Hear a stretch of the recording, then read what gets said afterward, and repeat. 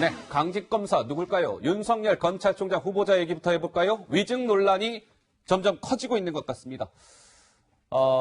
먼저 청문회 당시의 모습이죠. 영상 하나 보시고요. 오늘 좀 새롭게 불거진 의혹들도 있는 것 같습니다. 하나하나 짚어보도록 하겠습니다. 먼저 영상 만나보시죠. 윤호진한테다 소개를 시켜준 일이 없냐고요. 그렇습니다. 저거 한번 틀어보겠습니다. 혹시 이남석 변호사를 윤우진 씨한테 소개를 시켜주셨나요? 소개를 시켜줬죠. 변호사는 일단 필요할 테니까. 내가 우리 중수연구하나 막 나간 이남석이 보고 일단 네가 지금 배진이한테는 얘기하지 말고 윤우진 과장 한번 만나봐라. 저기는 소개를 해줬다 다 나오는데 제가 아마 저렇게 말을 하기는 한 모양입니다. 변호사는 선임되지 않았다고 제가 말씀을 드린 거 아닙니까? 다른 건 몰라도 변호사를 선임시켜준 사실은 없다고.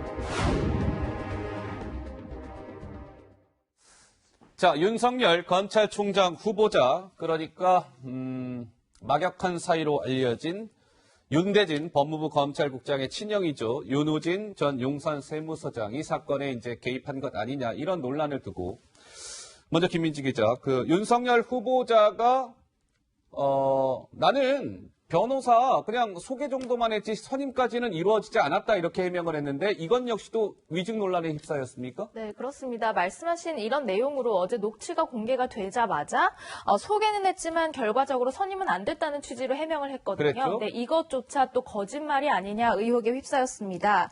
윤 전 서장이요, 예전에 국세청을 상대로 제기한 2015년 파면 처분 취소 소송 1심 판결문에 따르면 윤우진이 이남석을 변호인으로 선임한다는 내용, 그리고 선임계가 제출된 사실이 판결문에 드러나면서 윤석열 후보자가 해명한 사실 또한 거짓 논란에 휩싸였습니다. 이것이 중요한 것은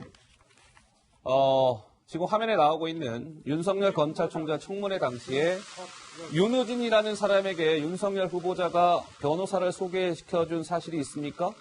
윤 후보자는 줄곧 그런 적 없습니다라고 얘기하다가 자정 무렵에 뉴스타파 인터뷰 내용이 공개가 됐죠. 그 반전을 이뤘습니다. 윤석열 후보자는 그 녹취 파일이 공개되자 오케이, 소개까지는 했는데 윤우진 사람에게 그 이남석이라는 변호사가 실제 선임까지는 이루어지지 않았다라고 얘기했었습니다.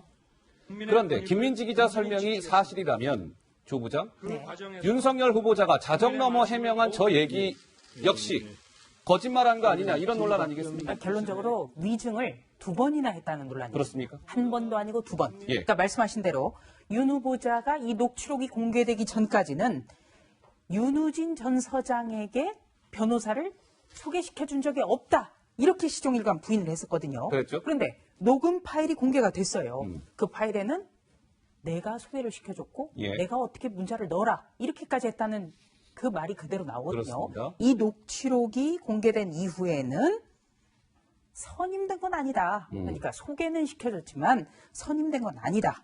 야, 어찌됐건 간에 2번의 위증 논란, 그리고 변호사법 위반 논란, 예. 그리고 또 공직 후보자가 이렇게 거짓말을 할 수 있느냐, 이런 논란, 여러 가지가 겹쳐 있습니다. 예.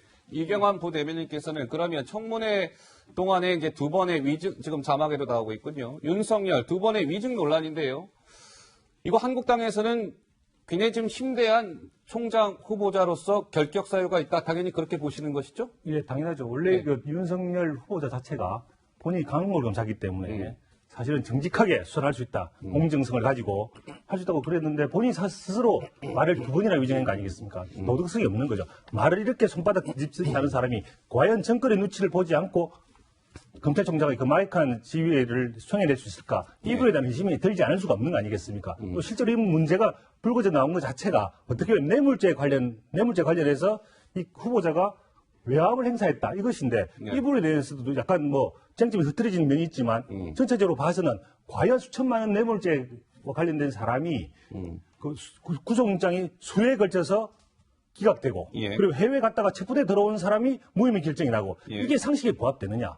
그 당시에 그 동생이 검찰청에서 어떤 아주 높은 지위에 있었고 예. 그분이 바로 윤석열 총장 후보자와 어떤 형제지간, 직접적인 형제지간 아니지만 예. 어떤 형제 같은 그런 사이라고 막역한 스스로 사이다. 이제 예. 그런까지 이야기하는 사이에서 어떤 영향력을 행사할 수 있는데 예. 그런 관계에서 본다면 과연 이렇게까지 문제가 되는 분이 과연 검찰총장의 그 검찰총장의 그 높은 지위를 행사할 수 있겠는가? 예. 문제가 된다는 이야기죠. 알겠습니다. 자, 하나하나 좀 짚어볼게요. 오늘 윤석열 후보자와 관련돼서 할 얘기가 많습니다.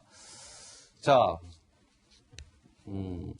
이제 아까 제가 말씀드린 것처럼 청문회 당시 자정이 조금 그 무렵에 이제 뉴스타파 녹취가 공개가 됐고요. 녹취가 공개된 이후에 잠시 청문회는 정회가 됐습니다. 잠깐 쉬는 시간을 가졌었어요. 그 상황에서 김민지 기자 무슨 일이 있었다고요? 새벽까지 이어진 청문회가 잠시 정회가 됐을 때 윤석열 후보자가 본인의 속내를 좀 여당 위원에게 털어놓는 장면이 공개가 됐습니다. 아마 마이크가 켜진 줄 모르고 한 것이 드러난 것 같은데요. 어떤 장면인지 함께 만나보고 오시죠. 지금 아까 저 녹취도 문제 있잖아요. 그냥 선임료 이거 뭐가 중요한 거야? 제가 대진이를 좀 보호하려고 저렇게 말을 쓸 수 있는데 사실은 이남성이가 대진이 얘기 듣고 했다는 거거든요. 제가 기자한테는 그렇게 했을 수 있고 저 녹취에 부합하는 기사 내용을 제가 보고 왔지만 제가 수임에 관여하지 않았다는 뜻으로 수임의 소개라고 되어 있지 않습니까? 자, 이 음성을 들으시고 시청자 여러분들 무슨 생각이 드시는지요? 자, 이런 또 지금 비판이 나옵니다. 조금 전에 이제 윤석열 후보자와 더불어민주당 김종민 의원 간의 마이크가 켜진 줄 모르고 했던 그 대화 내용. 저 박스가 2개 등장해 있죠? 네, 밑에 박스예요. 김종민 의원과 대화를 나눈 윤석열 후보자의 워딩은 밑에 박스입니다. 그렇죠? 김종민 민주당 의원에게 내가 윤우진이라는 사람에게 이남석 변호사를 내가 소개한 게 아니라 윤대진이 윤우진에게 이남석 변호사를 소개했다는 취지로 아까 김종민 의원에게 얘기하죠.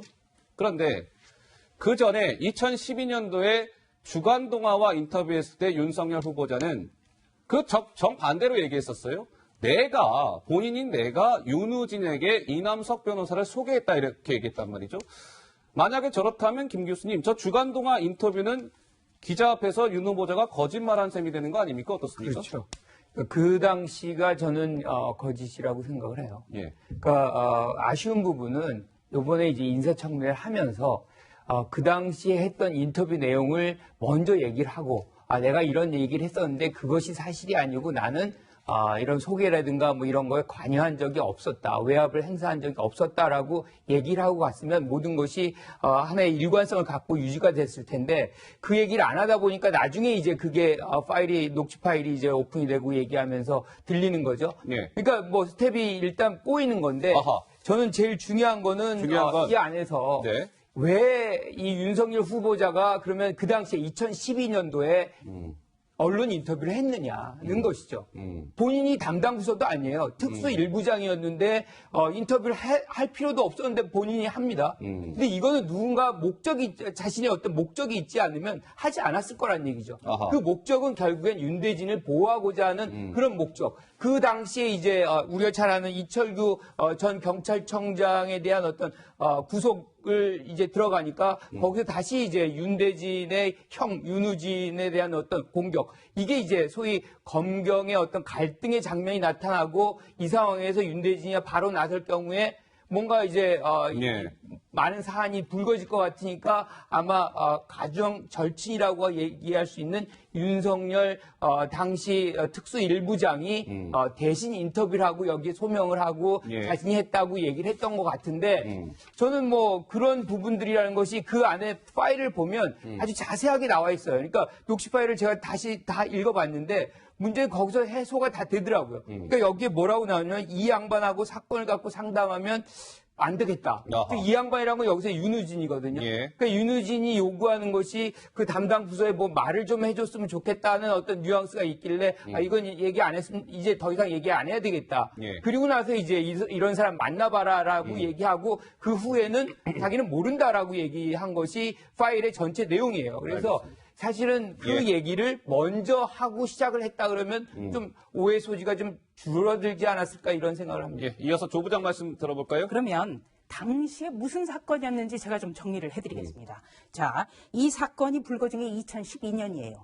윤우진 전 용산 세무서장의 뇌물 사건이었습니다. 예.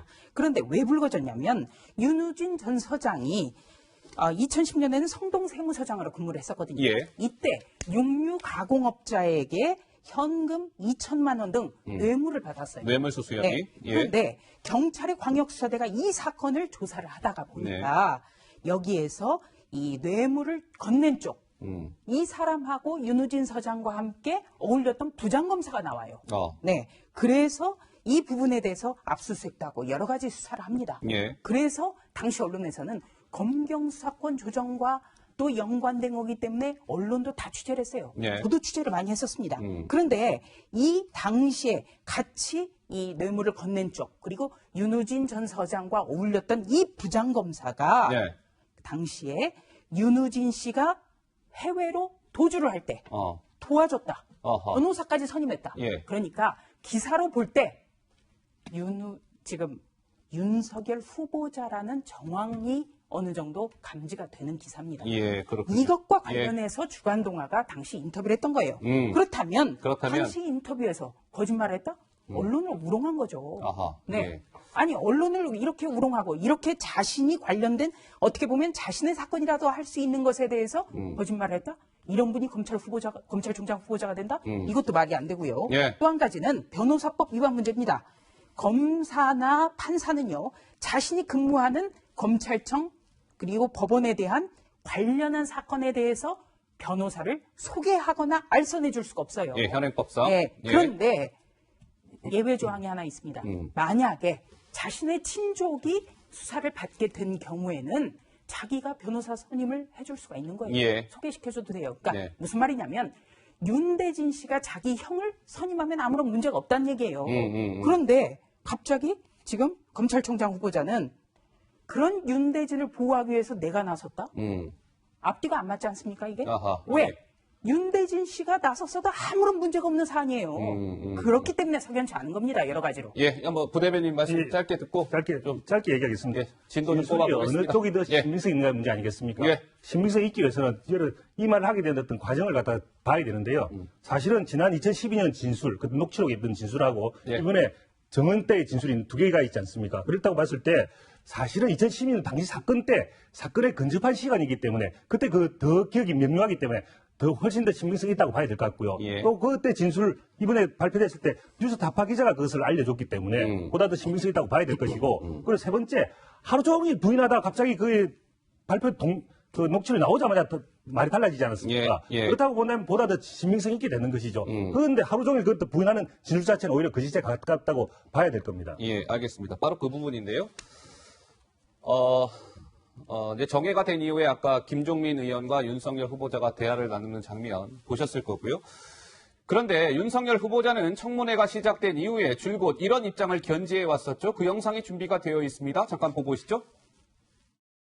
대검 중수부 후배인 우리 이남석 변호사에게 윤호진 용산 전 세무서장에게 연락을 하라고 이렇게 전한 적이 있죠.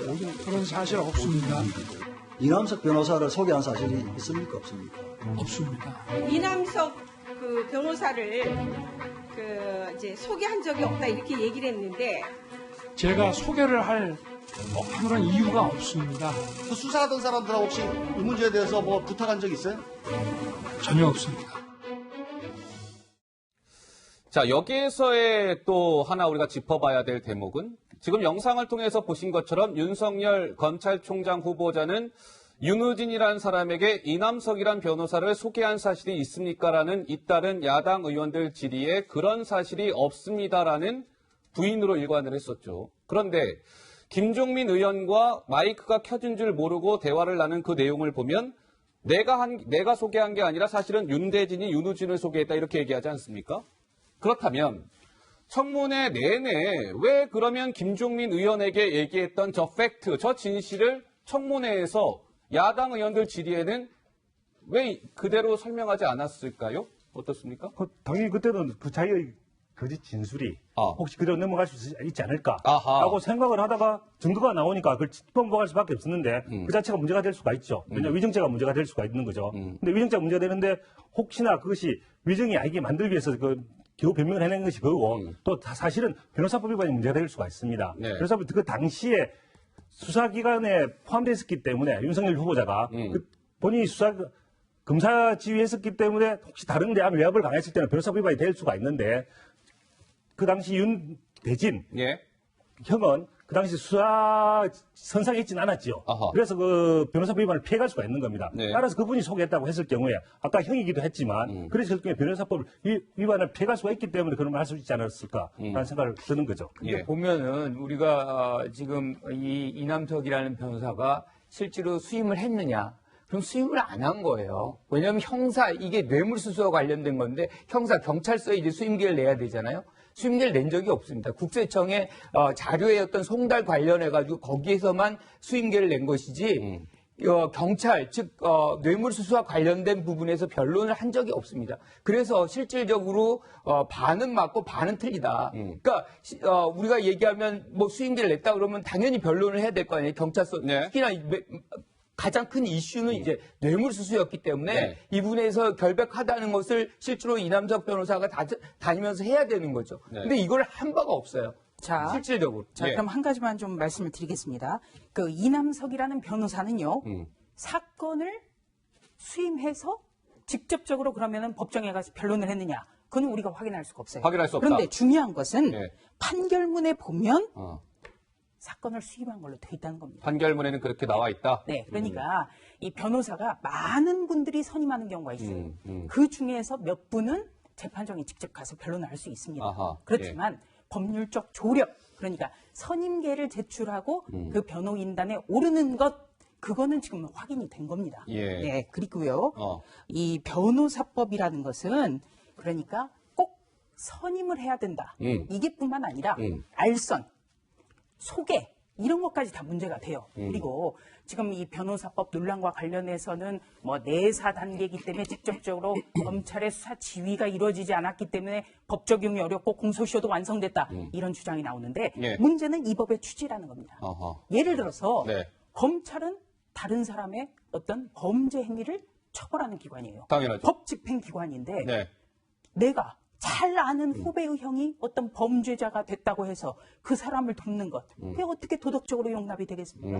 이거는 검사 직무에서부터 시작되는 윤리의 문제입니다. 알겠습니다. 좀 하나하나 좀 부대변인 뭐 나중에 말씀하시면 안 되겠습니까? 꼭 말씀하시겠습니까? 아니, 예, 짧게 그건 한 말씀 듣고 저희가 넘어가겠습니다. 예. 이남석 변호사 이분은 자칫 증인으로 신청됐음에도 불구하고 증인으로 나와서 이야기하지 않았습니다. 예. 그리고 지금 와서 하는 이야기는 본인이 사실 윤대진 검사로부터 이렇게 부탁을 받았다고 했는데 그렇다면 자기가 실제로 선임계를 냈는지 안 냈는지 냈으면 어디에 냈고 언제 아하. 냈는지에 대해서 이야기 해명을 해야 되는데 네. 그 부분에 대한 해명을 하지 않고 자기 필요한 해명만 하고 있죠. 그래서 신빙성이 없다고 보여지는 것이고 네. 오히려 더 문제되는 것은 만약에 진짜 수임계를 안 내고 본인이 변론을 했다면 그 당시 어떤 검사 출신 변호사들이 관행에 그런 면들이 좀 있었습니다. 진짜 문제될 수 있죠. 지금은 만약에 수임계를 정확하게 내지 않고 변론을 했을 경우는 그게 크게 문제될 수가 있습니다. 예. 그렇기 때문에 오히려 본인이 와서 해명해야 될 부분이 더 많다고 하는 것이죠. 알겠습니다. 자, 그러면 이 부분 한번 좀 들여다볼까요? 이제 윤석열 검찰총장 후보자가 이제 위증 논란에 휩싸여 있는데 이 상황에서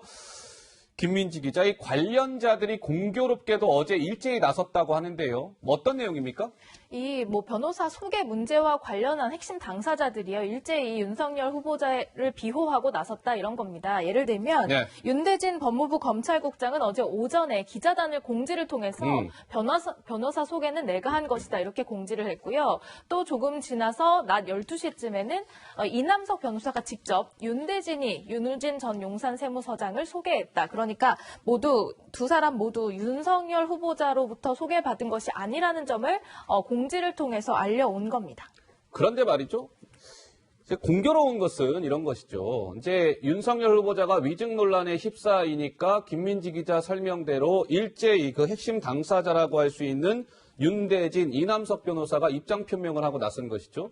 그러니까 윤석열 후보자와 이남석 변호사의 그 소개 문제는 무관하다는 점을 강조하고 있는 겁니다. 이남석 변호사를 윤우진에게 소개한 것은 윤석열이 아니라 윤대진이다 이렇게 한 목소리를 낸 것인데 근데 조 부장, 저 이남석 변호사는요, 정작 청문회 때 증인으로 채택이 됐던 인물인데 청문회에는 모습을 드러내지 않다가 어제 갑자기 또 입장을 표명했네요.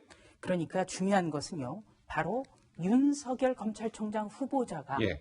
내가 한 게 아니다. 이 말을 한 이후에 해당 변호사 그리고 윤대진 검찰국장이 입을 열었다는 겁니다. 그것이 참 석연치가 않은 거예요. 우리가 볼 때는 합리적 의심이라고 하죠. 합리적 의심의 눈초리로 본다면 예. 이것은 검찰총장 후보자가 위증 논란에 휩싸이자 두 사람이 지켜주려 위해서 나선 것 아닌가. 이렇게밖에 생각이 안 되는 겁니다. 예, 알겠습니다. 어색해요. 예. 자, 윤석열 검찰총장 후보자는 인사청문회 모두 발언을 통해서 이렇게 얘기한 바 있습니다. 그 목소리 잠깐 듣고 오시죠. 그동안 검찰이 권력 앞에 흔들리고 스스로 엄격하지 못했다는 지적을 무겁게 여깁니다. 검찰의 주인이자 의뢰인인 국민에게 지휘 고하를 막론하고 누구에게나 공평하게 법이 적용되고 있고 앞으로도 그럴 것이라는 믿음을 드리겠습니다. 자, 윤석열 검찰총장 후보자는 강직검사 이미지가 있었던 분이죠. 강골 윤석열. 2013년 국감, 국정감사에서 난 사람에 충성하지 않습니다. 아주 유명한 말이죠. 위법한 지시는 따를 필요가 없습니다. 국정농단, 박근혜 정부 당시죠. 국정농단 특검팀의 수사팀장을 맡았을 때 수사로 보복하면 그게 검사입니까? 깡패지? 이런 아주 유명한 말도 남겼습니다. 어찌됐건 이번 윤석열 후보자가 청문회를 거치면서 거짓 해명 논란에 휩싸이면서 강직검사 이미지가 있었던 윤석열에게 법적 처벌 문제는 차치하고서라도 도덕성에 큰 데미지를 입었다. 도덕성에 큰 상처를 입었다.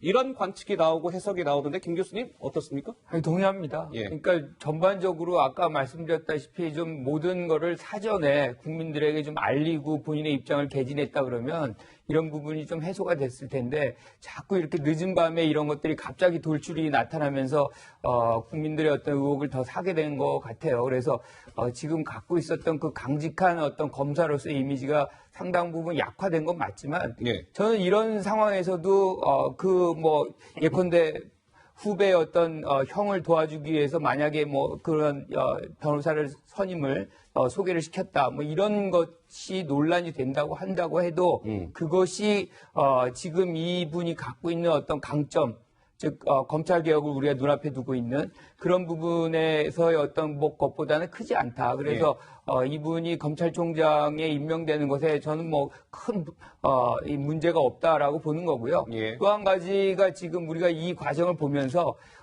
이 검경의 어떤 대결 양상 이런 장면을 보고 또 자기 식구를 좀 감싸려고 하는 이런 부분들을 보면서 공수처는 반드시 만들어져야 되겠다. 예. 그러니까 지금 검찰 개혁을 뭐 본인이 이제 임명이 되면 맡아서 하겠지만 이 공수처가 만약에 있었다 그러면 이런 문제를 훨씬 더 용이하게 해결이 됐고 발생하지 않았을 수 있거든요. 네. 그래서 제도적 완비를 이번 기회에 좀 할 필요가 있겠다 이런 생각을 합니다. 네, 이 부대변인 말씀하시죠. 예. 어쨌든 뭐 윤석열 검사 본인이 보여지는 모습은 본인이 원래 보여줬던 모습과 정반대인 것 같습니다. 실제로 양정철 민주연구원하고 만났던 시점에 대해서 이야기할 때는 마치 법정에서 피의자들이 변명하는 듯한 모습이었습니다. 솔직하게 언제 어떻게 만났으면 언제 어떻게 만났다는 것을 이야기하면 될 텐데 마치 안 만난 것처럼 계속적으로 이야기를 하다가 결국에 밝힐 수밖에 없는 그런 모습 그리고 실제로 말을 바꾸는 모습을 보게 되면 예. 실제로 이건 그리고 이번에 그 이남석 변호사나 윤대진 검사의 어떤 말 맞추는 걸 보게 되면 우리가 보통 구속 사유에 증거인멸을 할 때 말 맞추기 이야기를 하게 됩니다. 네. 마치 그런 피해자들이 구속 사유 피하기 위한 어떤 말 맞추기처럼 그렇게 느껴지는 면이 많습니다. 사후에 말 맞추기는 듯한. 이걸 봤을 때 과연 이런 윤석열 총장 후보자가 과연 총장의 역할을 제대로 해낼 수 있을지 정말 의문이 든다. 예. 자, 이런 뭐 위증 논란이 잇따라 불거지면서 정치권은 아주 시끄러운데요, 연일. 야당에서는 김민지 기자 급기야 윤석열 후보자를 향해 조폭이라는 단어까지 등장했군요. 그렇습니다. 청문회가 끝났지만 이 위증 논란 때문에 점점 이제 분위기가 달아오르고 있는 그런 느낌입니다. 왜냐하면 야당에서는요, 성경 속 인물까지 거론하면서 공세에 나섰습니다. 야당 목소리 들어보시죠. 정말 완벽한 거짓말 그리고 그 뻔뻔스러움을 온 국민이 지켜봤습니다.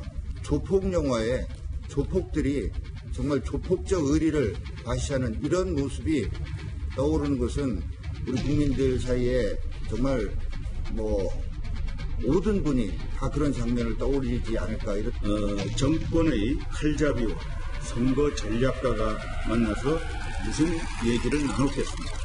이러고도 정치 중립을 거론하는 것 참으로 뻔뻔스러운 처사라고 하지 않을 수 없습니다.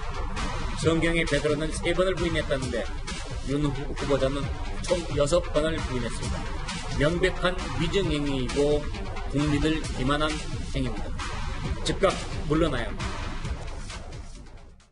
자, 심재철 의원 마지막에 한 이야기는 즉각 물러나야 합니다. 이런 것이죠. 야당에서는 이런 것 같습니다.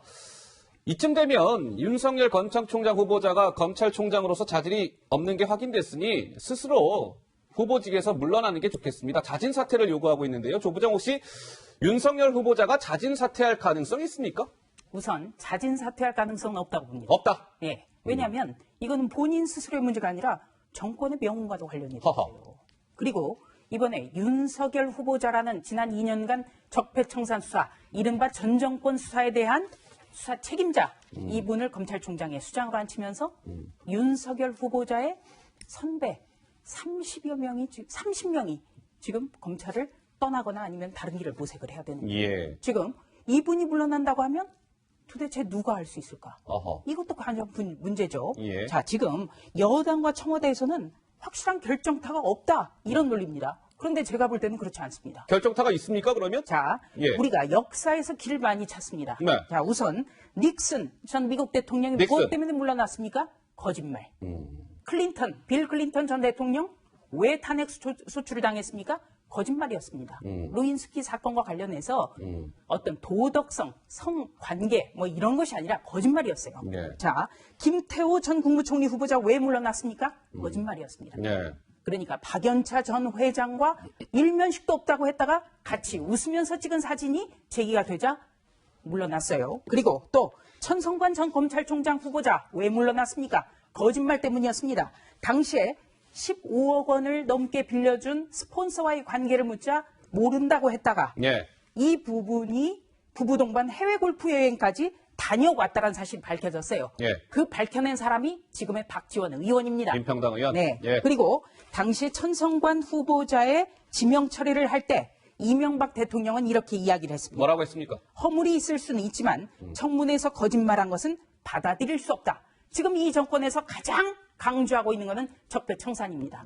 이명박 박근혜 정권 때 했던 거 안 하겠다는 겁니다. 네. 그렇다면 전 정권 적폐청산이라고 낙인 찍은 것과는 뭔가 달라야 되죠. 네. 이명박 전 대통령이 지명 처리를 했어요. 거짓말은 안 된다라고. 네, 알겠습니다. 자, 야당은 어쨌든 그 윤석열 후보자에 대한 자진 사퇴를 요구하고 있는 가운데 또 궁금한 대목이 있죠. 그렇다면 김민지 기자, 여권은 윤석열 후보자에 대한 입장이 뭡니까? 여권은 오늘도 적극적으로 윤석열 후보자를 옹호하고 있습니다. 오늘 이인영 더불어민주당 원내대표의 발언을 들려드릴 텐데요. 좀 옹호하는 그 내용이 좀 납득이 가시는지 시청자 여러분들도 판단해 보시기 바랍니다. 들어보시죠. 검찰총장을 위해서 인사청문회 보고서는 반드시 채택돼야 한다 이렇게 말씀드립니다. 윤석열 후보자는 그동안 청문회의 단골 주제였던 음주운전, 논문 표절 등 무엇 하나 문제가 된 것이 없는 후보입니다. 윤 후보자에게 제기되었던 위증 문제도 사실이 아닌 것으로 확인되었습니다. 답변 과정에 일부 혼선이 있었지만 곧바로 유감을 표시했고 그것이 더 이상 중대한 흠결이나 결격 사유는 아니라 이렇게 말씀드립니다. 자, 이인영 더불어민주당 원내대표는 윤석열 후보자는 그동안 청문회 단골 주제였던 논란이 많았던 탈세라든지 투기 의혹이라든지 술 먹고 운전하는 음주운전이라든지 논문 표절이라든지 이런 것들은 무엇 하나 문제된 것이 없다. 따라서 검찰총장 후보자로서 전혀 결격 사유가 없다. 검찰총장 자질이 충분하다. 이런 여당의 논리인데요. 우리 이경환 부대변인께서는 당연히 동의 안 하시겠죠? 예. 이분이 된 이유 자체가 네. 바로 강골 검사. 본인이 원래 직선적으로 깨끗하게 얘기하는 그거 아니겠습니까? 근데 지금 나온 모습은 그거와 정반대죠. 오히려 되려고 했던 이유 자체가 지금 바로 없어졌기 때문에 본인이 사퇴하는 거. 제가 윤석열 후보자라면 본인이 원래 가지고 있던 그 이미지 자체가 그대로 깨졌는데 스스로 사퇴하는 게 맞지 않겠습니까? 저는 빨리 사퇴하는 게 맞다고 봅니다. 알겠습니다. 윤석열 후보자의 문제는 이제 공이 사실상 청와대로 넘어온 것 같습니다. 오늘 그 문재인 대통령은 청문 보고서 재송부를 국회에 요청했지만 조심스럽게 예상해 보자면 자유한국당과 바른미래당은 청문 보고서 채택을 해주지 않을 것 같습니다. 그렇다면 그 공은 이제 청와대가 안게 되는 것이죠. 왜냐하면 문재인 대통령이 임명을 강행하든 안 하든 그 선택은 이제 문재인 대통령에게 있는 것이니까요. 자, 청와대의 지금 현 기류는 김민지 기자 좀 어떻습니까? 사실 그 별다른 입장을 내놓지 않고 청문회를 통해서 국민들이 판단할 것이다. 특별한 입장은 없다. 이렇게 밝혀왔는데요. 별도 취재를 통해서는 여당과 비슷합니다. 윤석열 후보자가 큰 하자가 없고 위증 논란도 큰 문제는 없다고 본다. 이런 입장이었는데요. 말씀하신 대로 오늘 보고서 송부를 국회에 다시 요청하면서 임명을 강행하는 것 아니냐 이런 기류를 나타냈습니다. 예, 임명 강행 수순에 돌입했다는 것이죠. 만약에 청문보고서 채택이 되지 않더라도 문재인 대통령은 윤석열 후보자를 검찰총장으로 임명하지 않겠느냐라는 관측이 우세합니다. 예, 조 부장 말씀하세요. 네, 문재인 대통령은 이미 청문보고서 채택이 불발된 15명인가를 임명을 했습니다. 예. 그렇기 때문에 이번 윤석열 검찰총장 후보자에서도 임명을 할 거라고 다들 생각을 합니다. 예. 네, 검찰총장 임명을 강행한들 과연 영이 설 수 있겠나? 0이 설 수 있겠냐? 이게 참 걱정이 돼요. 예. 왜냐하면 검찰의 본령은 아주 엄정한 법 집행이거든요. 그런데 이번 윤석열 검찰총장 후보자 인사청문회 과정에서 우리는 무엇을 목격했냐면 120명을 전 정권 인사를 기소를 했습니다.